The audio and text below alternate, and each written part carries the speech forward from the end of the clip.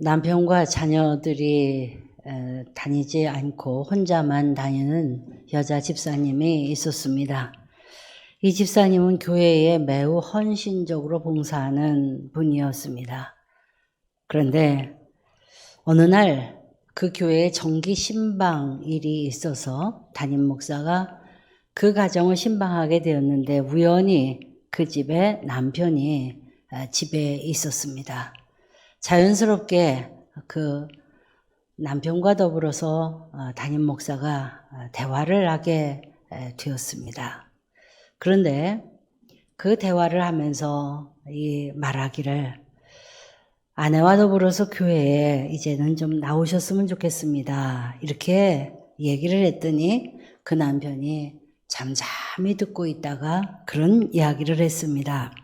목사님, 제 아내가 교회 생활을 열심히 하는 것을 압니다. 저는 저희 아내가 교회에서 봉사를 많이 하는 것에 대해서 한 번도 반대해 본 적이 없습니다. 그러나 저는 아내와 더불어 교회에 나갈 생각이 전혀 없습니다. 제 아내는 불같은 고약한 성질을 가지고 있는 사람입니다. 집에서 한 번 화를 냈다가 하면 저와 우리 아이들은 모두 어디에 숨어야 할지 알 수 없을 만큼 참담한 상황이 됩니다.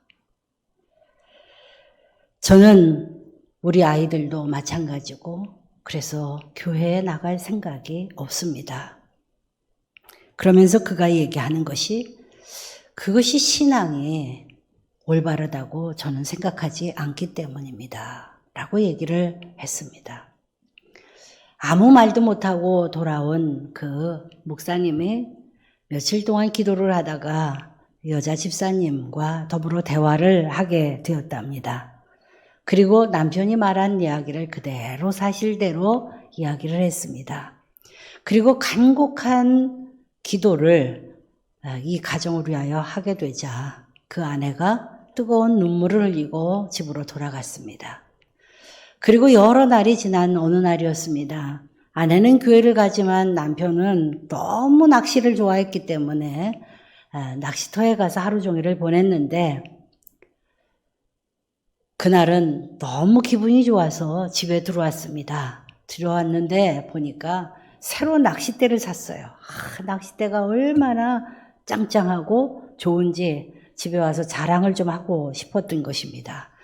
그래서 그 낚싯대를 가지고 신나게 들어오다가 그만 아내가 그렇게 아끼는 거실에 멋진 조명등을 잘못 쳐가지고 그게 떨어져서 산산조각이 나버렸습니다. 남편이 정신이 제정신이 아니었습니다. 일이 무슨 불벼락이 날지를 알 수 없었기 때문이죠. 아이들도 모두 정신이 없어 하는 가운데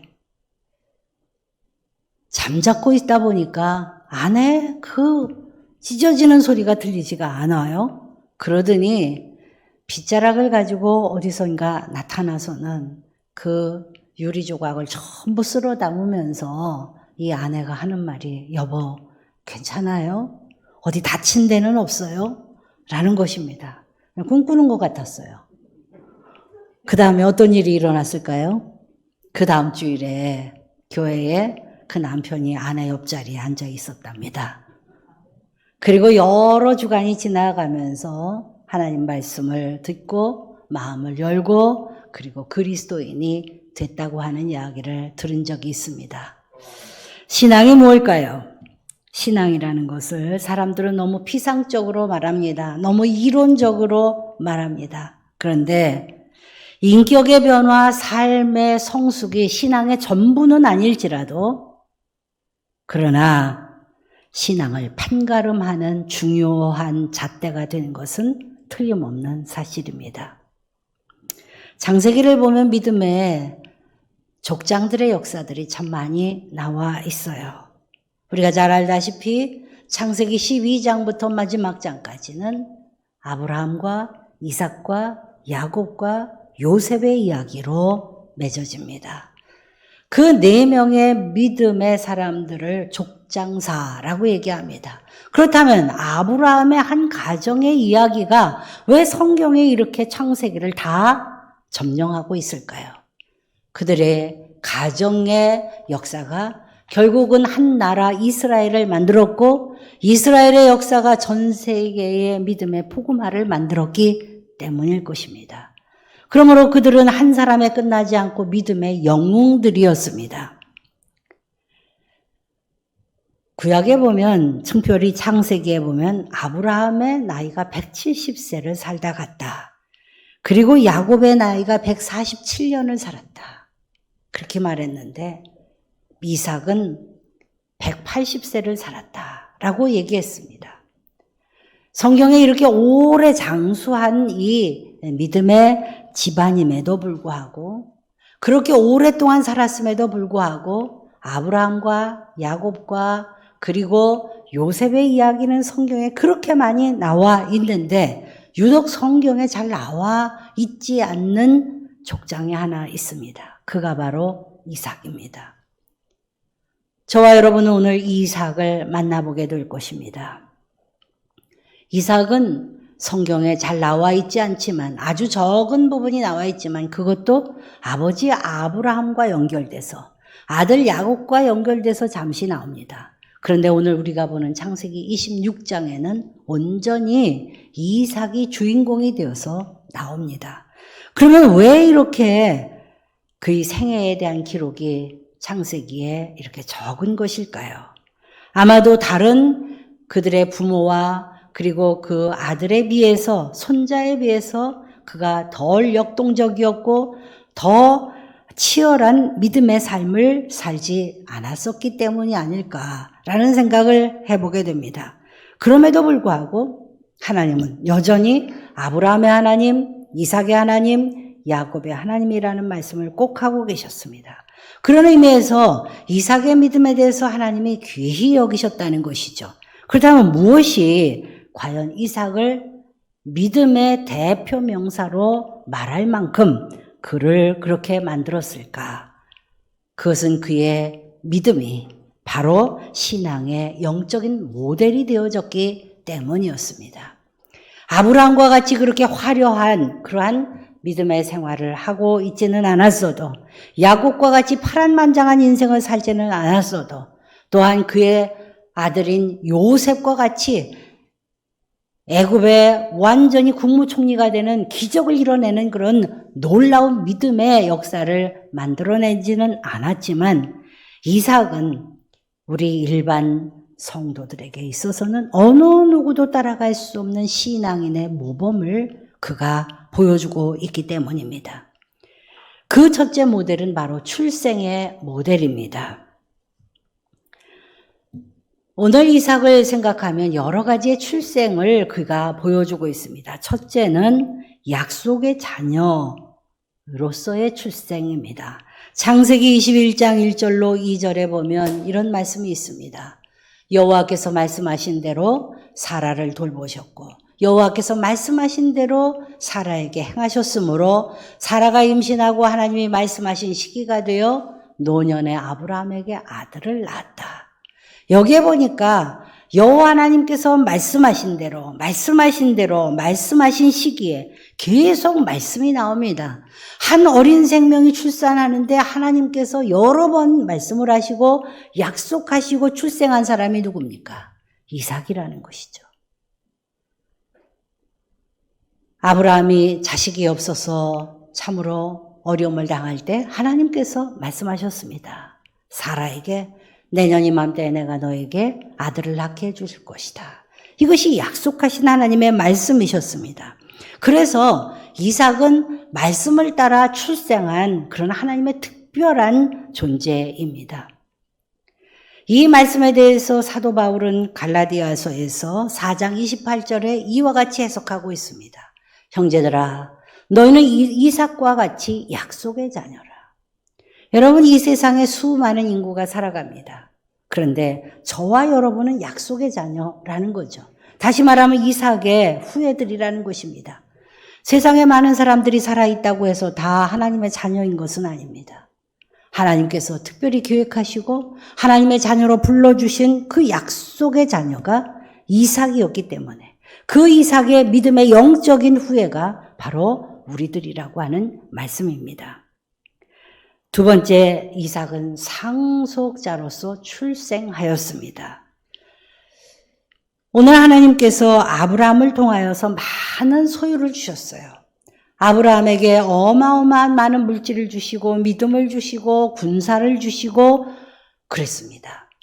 그랬는데 그 모든 것들이 나중에 이삭에게 모든 소유를 주었다. 창세기 25장 5절에 그렇게 말하고 있습니다. 그렇다면 이삭이 특별히 아브라함에게 특별한 사람이라서 그렇습니까? 아닙니다. 아들이었기 때문에 그렇죠.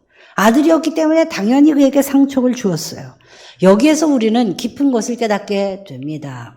그것은 바로 상속의 개념이라는 것이 그 아들이 특별하게 공을 세웠거나 능력이 있어서 그 아들에게 재산을 나눠주고 또한 믿음을 나눠주고 그들이 가지고 있는 가문을 나눠주는 게 아닙니다. 단지 자녀라는 것 때문에 상속을 주는 것이죠. 그런데 오늘 우리 믿음의 사람들인 우리들은 어떻습니까? 우리도 이 세상에 믿지 않는 사람이 수없이 많은데 우리가 하나님을 믿은 주님의 자녀라는 것 때문에 우리가 하나님의 유업을 이어받고 그리스도의 믿음을 상속받는 것 아니겠습니까? 그러므로 이 모든 것이 하나님의 전적인 은총이라는 것을 이삭은 우리에게 말씀해 주고 있습니다. 세 번째는 이삭은 성령으로 출생했습니다. 갈라디아서 4장 21절 이하에 보시면 이런 말씀이 나옵니다. 아브라함에게 두 아들이 있나니 하나는 계집종에게서 하나는 자유하는 여자에게서 났다라고 말했습니다. 사실 아브라함이 두 아들을 낳았어요. 하나는 이스마엘이었고 하나는 이삭을 낳습니다. 13년 터울이었어요. 그러므로 당연히 장자는 이스마엘이어야 마땅함에도 불구하고 하나님께서는 약속의 자녀인 이삭에게 상속권을 주셨습니다. 이삭이 특별히 뭐를 잘해서가 아니라 하나님의 전적인 은총이었다는 것입니다. 이것은 성령의 개입하심이 있지 않냐고선 안 되는 것이죠. 이스마엘은 애굽의 여인 하갈로부터 나왔습니다. 그는 육체의 자녀라. 오늘날 세상에 많은 사람들이 있지만 육체의 자녀들이 있고 하나님 앞에서의 성령으로 낳은 약속의 자녀가 있다는 것입니다. 이삭은 우리들에게 성령으로 난 출생에 대한 말씀을 우리에게 허락하여 주십니다. 그러므로 이삭이 준 이 귀한 말씀을 통하여 우리는 저 성령으로 말미암아서 하나님의 자녀로 출생됐다고 하는 사실을 알게 됩니다. 두 번째, 이삭은 인격적 신앙의 모델입니다. 하나님을 믿는다고 해서 다 인격적인 신앙생활을 하는 것은 아닙니다. 예수님을 믿으면서 인격이 변화하고 삶이 성숙해지는 것은 축복 중에 축복이죠. 예수를 믿었지만 세상에 많은 사람들에게 비난을 받는 그리스도인들도 많이 있습니다. 예수를 믿었지만 세상에서 삶이 전혀 변화를 갖지 못하는 그리스도인들도 있어요. 그런데 오늘 하나님의 자녀로서 이삭만큼 그가 참으로 인격적인 삶으로 살아갔던 신앙인이 많지 않습니다. 그러므로 오늘 이삭은 인격적 신앙의 모델이 됩니다. 그는 다른 믿음의 조상들에 비해서 소극적이고 그리고 수동적인 사람이었습니다. 그러나 하나님에게서만큼은 온전한 온유와 순종을 가졌던 사람입니다. 여러분도 잘 알다시피 그가 10대의 어린 나이였을 때 하나님께서 이제 아브라함에게 말씀하셨습니다. 너는 사흘길 되는 모리아 산으로 가서 나를 위하여 제단을 쌓고 제사를 드려라. 아브라함이 아침 일찍 일어나서 이제 땔감을 가지고 그렇게 이삭을 데리고 갑니다. 아브라함의 마음이 찢어지는 듯 아플 거예요. 왜냐하면 이삭을 바치라고 말씀을 하나님께서 하셨기 때문입니다. 이삭은 아무것도 모르고 아버지를 쫓아서 갑니다.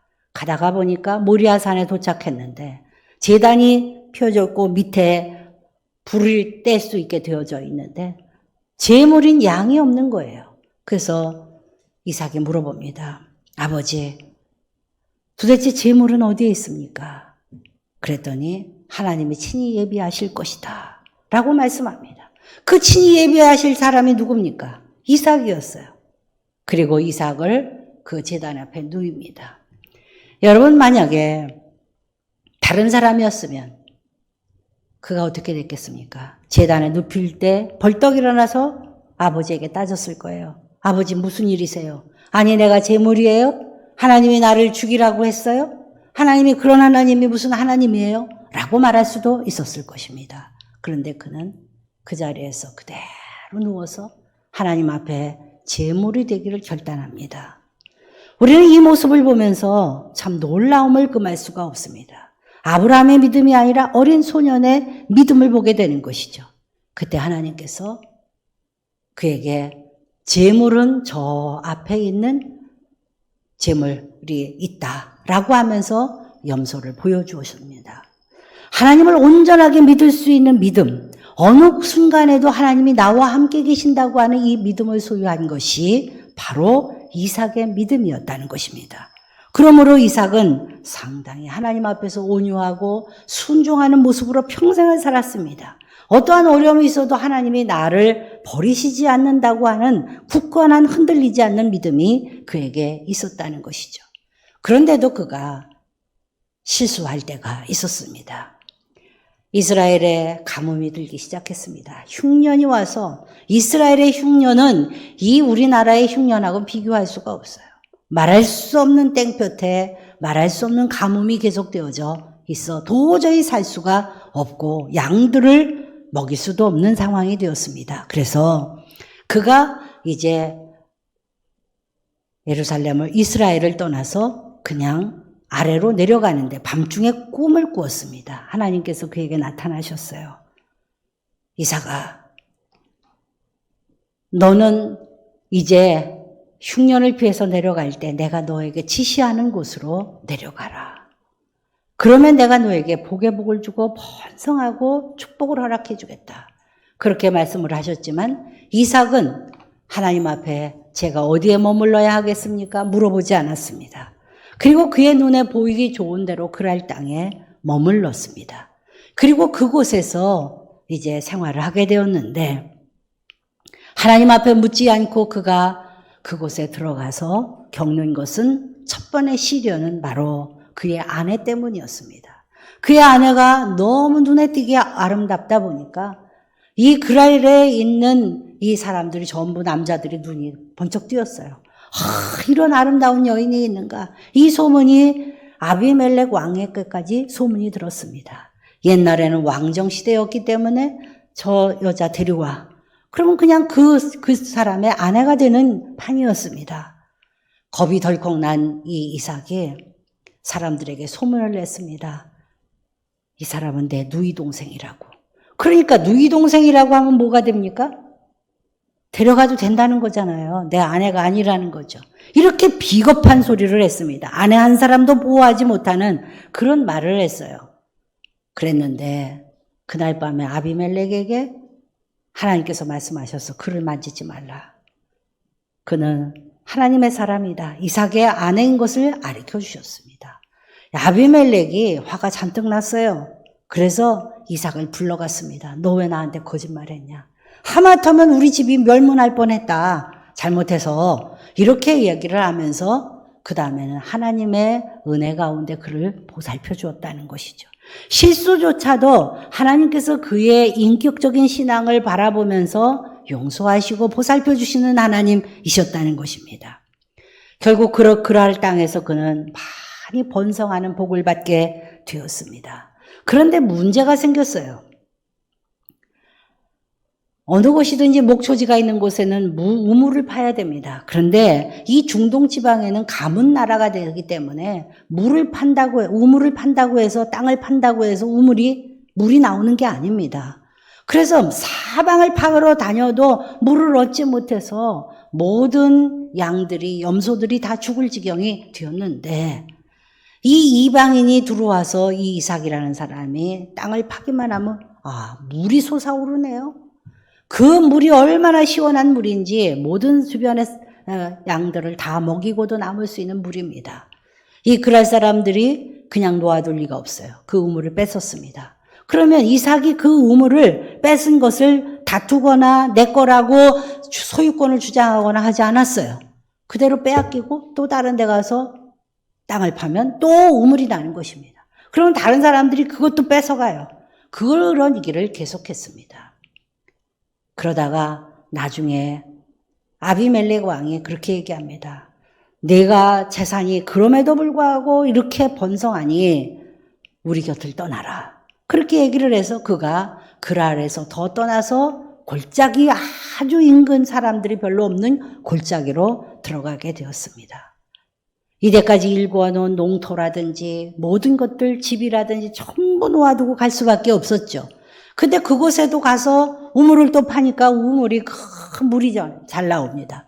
그랬더니 거기까지 쫓아가서 목사들이 전부 우물을 빼앗아 버렸습니다. 왜냐하면 그 우물 하나만 가지면은 평생을 먹고 살 수 있고 농사를 짓고 또한 양들을 키우고 목축업을 할 수 있는 것이기 때문이었습니다. 이렇게 여러 가지 시달리다가 결국은 이삭이 자신의 본향으로 돌아갑니다.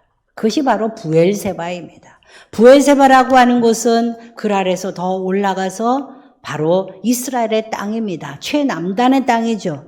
7개의 우물이라고 하는 이름이 붙어있는 이 부엘세바는 약속의 우물이라고 하는 뜻이 있습니다.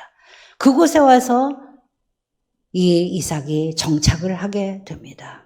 그곳에 처음 가자마자 이 이삭이 제일 먼저 한 것이 무엇입니까? 바로 여호와 앞에 단을 쌓았더라. 예배를 드렸다는 것입니다.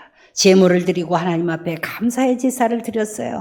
제가 그동안 이방 땅을 두루 돌아다니면서 수없는 어려움 가운데 있었지만 그때마다 하나님께서 생명을 보호하시고 내 재산을 보호하시고 내 가소를 지켜주셨습니다. 하나님 앞에 감사의 예물을 드리고 예배를 드렸습니다. 그리고 그가 그곳에서 정착을 하게 될 때 어느 날 사람들이 찾아왔습니다. 그 사람들이 누굽니까? 그것이 바로 아비멜렉이라고 하는 왕이었습니다. 그 왕이 왜 찾아왔을까요? 그가 와서 이렇게 얘기를 합니다. 이삭이시여, 당신이 하나님의 종이라고 하는 사실을 내가 알았습니다. 내 땅 그랄과 그랄 골짜기에서 그렇게 많은 사람들이 당신을 괴롭히고 나도 당신을 괴롭히고 당신의 것들을 다 빼앗고 했지만 항상 하나님은 풍성한 것으로 당신에게 주시고 당신의 위험에서도 항상 안전하게 지켜주는 것을 보았습니다. 그러므로 우리는 당신과 더불어서 이제 화친 계약을 맺었으면 좋겠습니다. 당신도 나를 침략하지 말고 나도 당신을 침략하지 않는 계약을 맺읍시다. 라고 이야기했습니다. 오늘 이 말씀을 보면서 이삭의 이 인격적인 삶, 하나님만 의지하는 삶을 우리는 보게 되고 그것을 바라보면서 누가 감동을 받았어요? 믿지 않는 그랄 왕 아비멜렉이 감동을 받았다는 거죠. 그리고 하나님을 찬송하게 되었습니다. 여러분, 우리가 예수 그리스도를 믿어도 다른 사람들이 나의 믿음을 통하여 시험에 드는 사람이 있는가 하면 내가 예수 그리스도를 믿음으로 인하여 많은 사람들에게 전도의 대상이 되고 또한 은혜의 보증이 되고 또한 많은 사람들에게 참으로 귀감이 되는 믿음의 생활을 하는 사람이 있습니다. 오늘 이삭이 바로 그러한 사람이었습니다. 잠언 16장 7절에 보면 이와 같은 말씀이 나옵니다. 사람의 행위가 여호와를 기쁘시게 하면 그 사람의 원수라도 그와 더불어 화목하게 하시느니라. 아멘. 우리의 행위가 여호와를 기쁘시게 하면 하나님께서 우리를 괴롭히는 원수라도 그가 찾아와서 나하고 화목하게 만들어 주시겠다라고 말씀을 하시는 것입니다. 오늘 우리는 여기에서 믿음의 거인을 발견하게 됩니다. 이삭은 조용한 성격의 사람이었고 참으로 많은 특이한 모습의 사람이 아니었지만 그의 이 늘 하나님 앞에서의 영성을 가지고 있는 이런 모습으로 인하여 그의 인격적인 삶, 양보하고 화목하게 하고 또한 하나님만 바라보는 그 믿음의 생활을 통하여서 하나님과의 바른 관계 속에서 진실한 영성적인 그러한 모델을 보여주었습니다. 세 번째는 그는 깊은 기도자의 모델입니다. 그가 기도를 많이 했다는 것은 성경의 여러 군데에서 나오고 있습니다. 창세기 24장 63절에 보면 이삭이 저물 때에 들에 나가 묵상하다가 눈을 들어보매 낙타들이 오는지라 라고 하는 규절이 나옵니다. 이 규절은 어느 때의 이야기입니까? 당시에 가나안 땅에 살았던 아브라함에게는 믿음의 유업을 이삭을 통해서 이어가야 될 텐데 그가 나이 들어서 결혼을 시켜야 되겠는데 가나안에는 하나님을 믿는 사람이 없어요. 그러므로 믿음의 가문을 이어갈 수가 없습니다. 고민을 한 나머지 아브라함이 먼 하란에 하나님을 경외하는 자신의 친족에게 종을 보냅니다. 거기서 여인을 만나서 찾거든 그를 내 아들의 아내로 맞이해야 되겠다라고 말씀을 합니다. 그래서 그 종이 거길 가서 여인을 맞아 데리고 오는데 어느 날 그날도 매일같이 나가던 대로 빈들역에 나가서 이삭이 묵상을 하고 있었어요. 묵상이 무엇입니까? 하나님의 뜻을 알고자 하나님의 관계 속에서 깊은 기도를 하는 것을 묵상이라고 합니다. 그런데 이 이삭은 이 묵상하는 기도를 늘 생활처럼 하고 있었다는 거죠. 그날도 빈들에 나가서 묵상을 하고 있는데 멀리서 낙타가 보이기 시작해요. 거기에 너울을 쓴 여인이 타고 있습니다. 자기의 아내감이 오는 것이죠. 오늘 같으면 나는 싫습니다. 내가 좋아하는 여자를 만나야지 왜 아버지가 나의 아내를 선택하게 합니까? 반항할 수 있습니다. 그런데 믿음이 좋은 아버지가 오랫동안 기도하고 믿음이 없는 가문에서 여인을 구하지 않냐고 믿음이 있는 가문에서 여인을 데리고 오랫동안의 고생을 통해서 데리고 온다는 것에 대해서 그대로 순종하고 받아들이고 있는 모습을 봅니다. 그는 과연 하나님 앞에 기도의 사람이었다는 것입니다. 또한 창세기 25장 21절에 이와 같은 말씀이 나옵니다. 이삭이 그의 아내가 임신하지 못함으로 그를 위하여 여호와께 간구하며 여호와께서 그의 간구를 들으셨으므로 그의 아내 리브가가 임신하였다. 오늘 이삭이 나이 40세가 돼도 결혼을 하지 못했어요. 노총각이죠. 그런데 자신의 어머니 사라가 세상을 떠났는데 하나님께서 주신 리브가로 인하여서 그 모든 근심과 수심이 없어졌다. 하나님께서 보내신 아내라는 것을 느끼고 행복한 삶을 살았어요. 근데 그 가정에 문제가 있습니다. 그것은 무엇인가 하면 20년 동안 아이가 없는 거예요. 그래서 오늘 본문에서 본 바대로 오늘 이삭이 간구했다고 그랬어요. 간구라는 말은 무엇입니까? 목상이 잠잠하게 기도하는 것이면 간구는 부르짖어서 간곡하게 하나님 앞에 아뢰는 기도를 얘기하는 것입니다.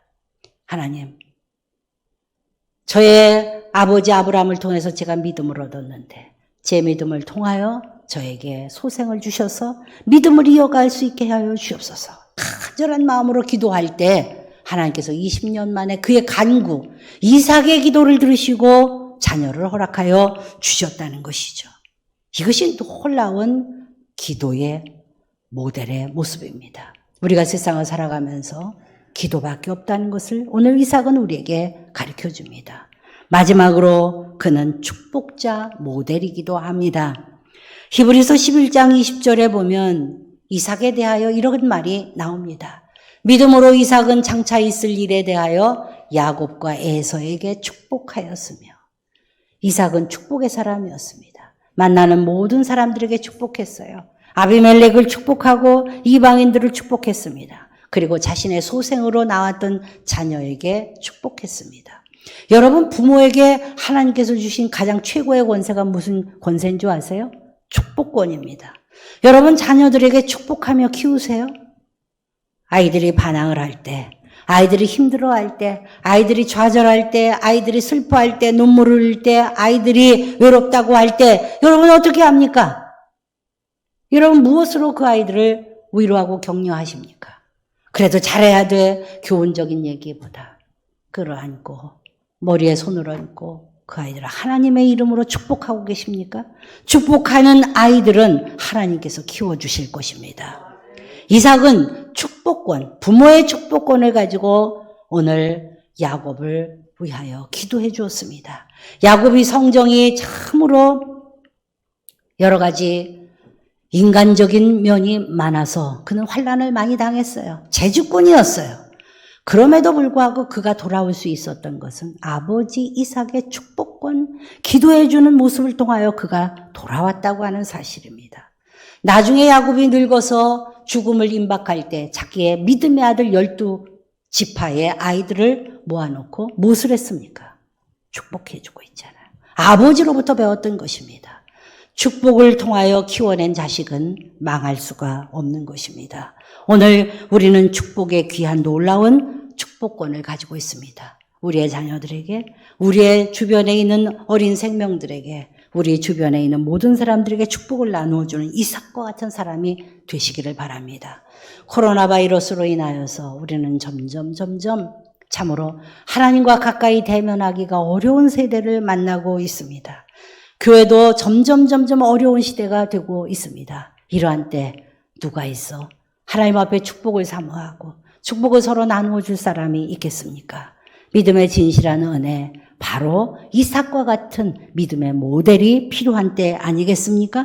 오늘 마지막으로 창세기 26장 24절의 말씀을 우리가 다 같이 한 목소리로 봉독하겠습니다. 그 밤에 여호와께서 그에게 나타나 이르시되 너는 네 아버지 아브라함의 하나님이니 두려워하지 말라. 내 종 아브라함을 위하여 내가 너와 함께 있어 내게 복을 주어 내 자손이 번성하게 하리라 하신지라.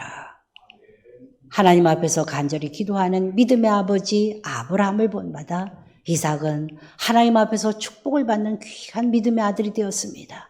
고통스러운 시간에서도 하나님은 두려워하지 말라. 내가 너를 복을 주고 네 자손이 번성하게 하겠다 말씀하셨습니다. 이 놀라운 은혜의 복이 여러분과 여러분의 자녀와 여러분의 가정에 임하시기를 바랍니다. 기도하심으로 우리 기도하시는 마음으로 찬양 앞으로 나아가시겠습니다.